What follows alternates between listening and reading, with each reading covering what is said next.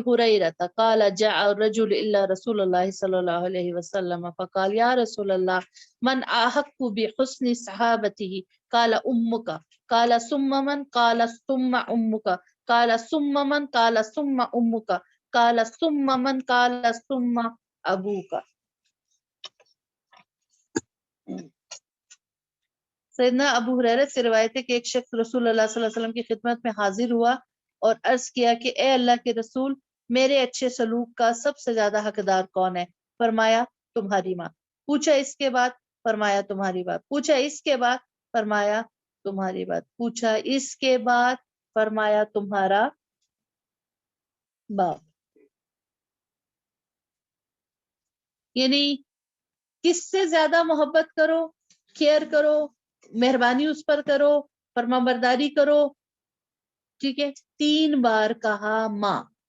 माँ का हक बाप के मुकाबले में ज्यादा है। कुरान पाक में आता है ना कि माँ ने तकलीफ पर तकलीफ उठा के उसे पेट में रखा और दूध पिलाए जिसमें 30 महीने लग गए। यानी बड़ा हिस्सा उसको पालने पोसने में लग गया, अपनी नींद, खाना पीना, जैसे शुरू में बात कर रहे थे, सब कुर्बान, खुशी, ओढ़ना, पहनना, सब दांव पे लगाती है माँ। उसकी जिस्मानी सेहत, रूहानी सेहत सब मुतासिर होती है और बहुत मुश्किलात होती हैं। तो इतनी मेहनत तलब, मुशक्कत आमेज काम वो अपने यानी औलाद के लिए करती है। इसलिए अल्लाह ताला ने अदल से काम लेते हुए माँ का दर्जा भी बहुत ज्यादा रख दिया। देखिए, बाप का जो इंटरेक्शन है औलाद से इस ताल्लुक के सिलसिले में जरा कम रहता है। ठीक है, वो ज्यादा होता भी नहीं। हाँ, और उसकी तखलीक से लेकर बात तक के साथ बड़ा मरहला किसके साथ गुजरता है?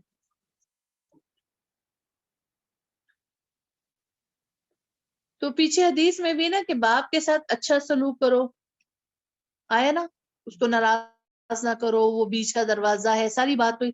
अब यहाँ कहा कि बाप के साथ अच्छा जो सलूक करना है उसी सलूक को 3 गुना ज्यादा कर लो तो उसकी हकदार है माँ। ठीक है,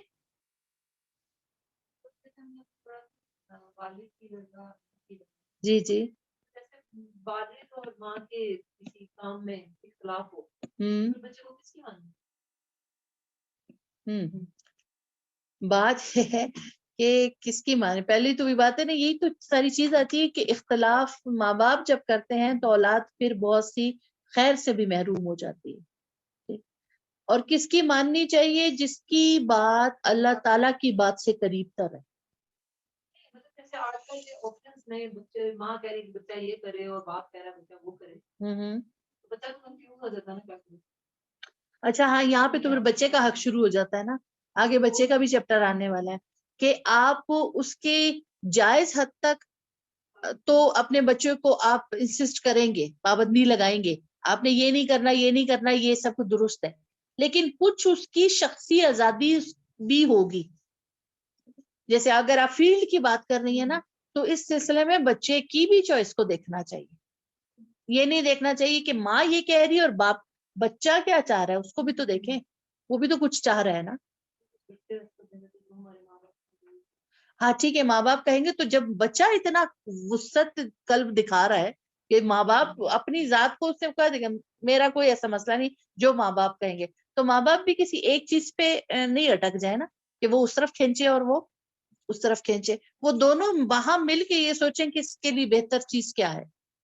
और अगर बीवी को लगता है कि ये ज्यादा बेहतर है लेकिन वो नहीं है और शौहर इंसिस्ट करता नहीं दूसरी ही फील्ड इसके लिए ज्यादा बेहतर है, तो बजाय कि आप अपने घर का माहौल खराब करें, अपने नामा अमाल को भी खराब करें, क्योंकि शौहर की नाफरमानी भी आ जाएगा, उधर से औलाद के हकूक मुतासिर हो रहे।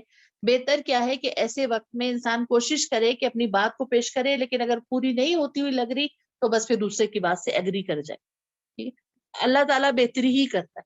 हो सकता है कि वो जहां शौहर बहुत ज्यादा चाह रहा है हो भी जाए, और हो सकता है वहां से ही रिजेक्ट हो जाए, ना हो तो फिर उसे दूसरी तरफ ही आना पड़े। ठीक یہ اکثر ایسا بھی دیکھا ہے کہ جب کوئی بات کہہ رہا ہوتا ہے نہیں مانتی تو نقصان بھی اٹھاتی ہے. میں نے تو اپنی جو لائف میں نے اکثر یہ دیکھا جو میرے ہسبینڈ بول رہے ہیں کہہ رہے ہوتے ہیں اور میں ان کا کہنا نہ مانوں تو وہ درست ہوتا ہے تو صحیح ہوتا ہے اور میں ہی نقصان ہوتا ہے. اور میں کہتی ہوں مان لینا چاہیے. ٹھیک ہے, چاہے آپ کا دل نہ چاہ رہا ہو, چاہے آپ کو بہت سمجھ آ رہی ہو کہ یہ جو معاملہ ہے یہ الٹ ہی ہو جائے گا, غلط ہی ہو جائے گا. یعنی ضروری تو نہیں کہ 100% ہر بات شوہر ہی صحیح ہو. ٹھیک ہے, کسی معاملے میں وہ غلط بھی ہو سکتے ہیں, لیکن بجائے کہ اس وقت بحث کو طول دینے کے, معاملہ خراب کرنے کے, آپ کیا کہیں ٹھیک ہے. اب وہ کیا ہوتا ہے کہ جب وہ اس چیز پھر وہ کرنے لگتے ہیں, اگر اس کے واقعی نتائج اچھے نہیں ہوتے, نتائج سامنے آتے ہیں, پھر آپ اترائے نہیں نا. دیکھا میں نے کہا تھا نا. ہاں بس پھر یہ کہ اب جب چیز سامنے آ گئی تو اب پھر دوسرا ہی آپشن ہے اس کو کرنے کا, اب اس کو اس طریقے سے کر لیا جائے. یا نیکسٹ یہ ہوتا ہے کہ پھر آپ کی بھی بات کو رکھا جاتا ہے کہ نہیں, اگر اسے اپنی پہلی غلطی سے ہوتا ہے نا کہ بھئی میں نے ڈیسیجن لیا تھا تو ایسے ہوتا نہیں, اب بہتر ہے کہ ذرا باہم مل کر معاملہ کیا جائے. اچھا جی,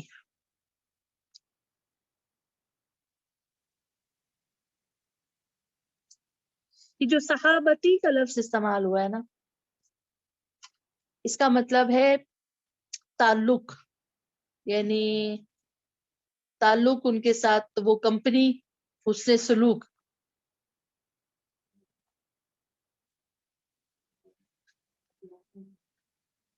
یعنی اور یہ ہر وقت کا ضرورت, مطلب ہر وقت کا اس پہ ذکر آ جاتا ہے.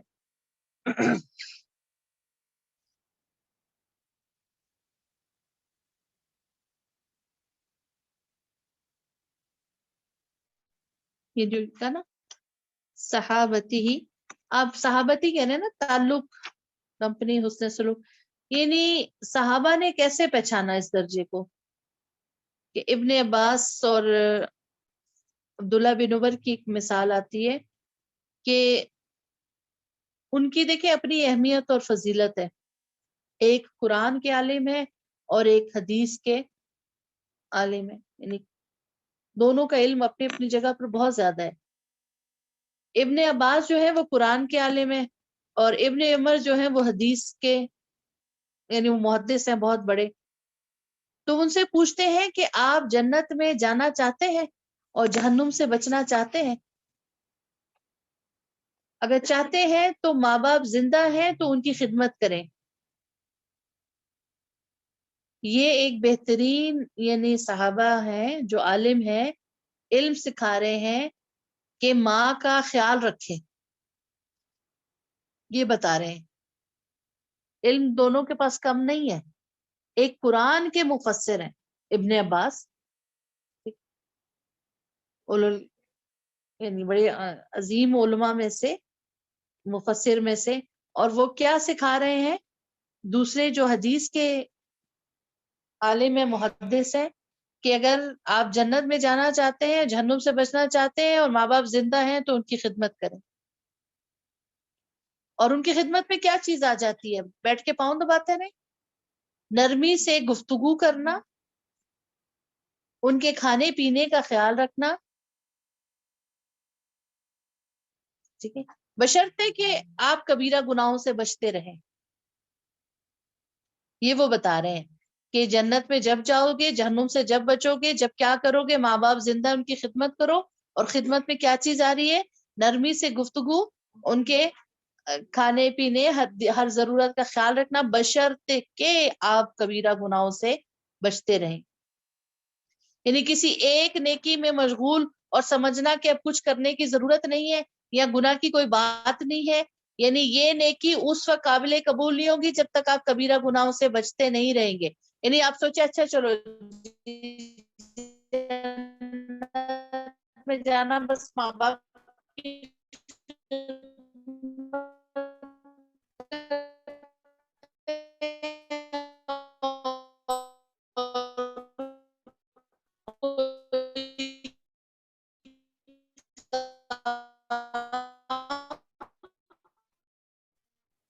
باقی گناہوں سے بھی بچنا, بڑی بڑی نیک ساری نیکیاں آپ کی بے فائدہ ہے.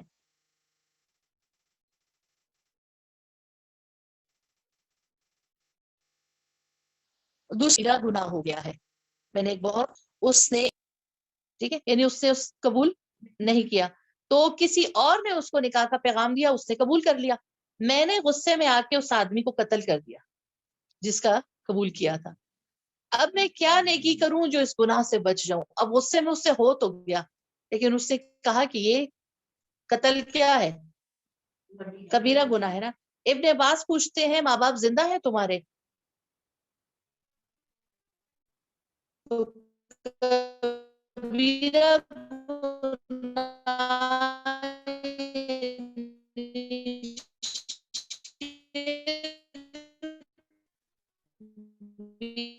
اس کے بعد بھی والدین کے ساتھ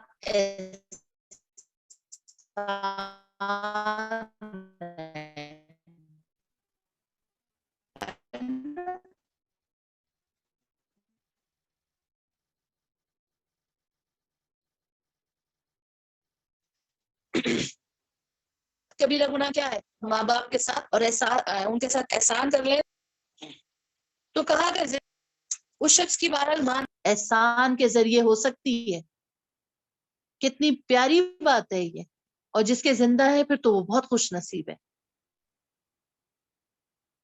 تو کہا اللہ کا تقرب حاصل کرو، اللہ کو خوش کرو، یعنی یہ عمل جو ہے قریب ترین جس کو کوئی انسان آسانی سے کر سکتا ہے، اور ایسے لوگ جو ہیں وہ قبول دعوات ہوتے ہیں، یعنی ان کی دعائیں قبول ہوتی ہیں۔ کون سے لوگوں کی؟ کہ یہ جو ماں باپ کی ساتھ احسان کرنے والے ہوتے ہیں نا، ان کی خدمت کرنے والے ہوتے ہیں نا، ان کے ساتھ حسن سلوک کرنے والے ہوتے ہیں، انہیں خوش رکھنے والے ہوتے ہیں نا، اللہ کا تقرب پانے کے لیے ایسے والدین ایسے لوگ جو ہیں وہ مقبول دعوات ہوتے ہیں، ان کی دعائیں قبول ہوتی ہیں۔ مثال ہے اویس کرنی، جب انہوں نے آپ صلی اللہ علیہ وسلم کی خدمت میں حاضر ہونا چاہتے تھے، لیکن ان کی والدہ بہت شدید بیمار تھی، اس وجہ سے وہ نہ آ سکے، آپ سے ملاقات نہ کر سکے، تو آپ صلی اللہ علیہ وسلم نے حضرت ابو بکر سے کیا کہا تھا کہ ایک شخص جو مدینہ آئے گا تم اس سے اپنے لیے دعا کرانا کہ اس کی دعا قبول ہوتی ہے۔ یعنی یہ نسخہ کیا ہے؟ اللہ کے محبوب بننے کا۔ آپ لوگوں کو سمجھ آ رہی ہے بچے؟ کیا عائشہ کیا بات کہی؟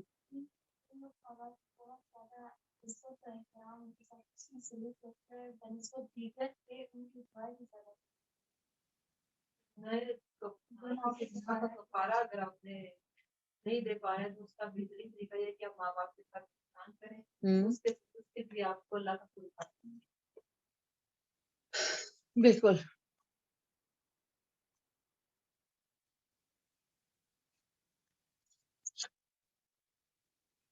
اچھا جی، یہ جو حدیث پہلے ہم نے مثال کے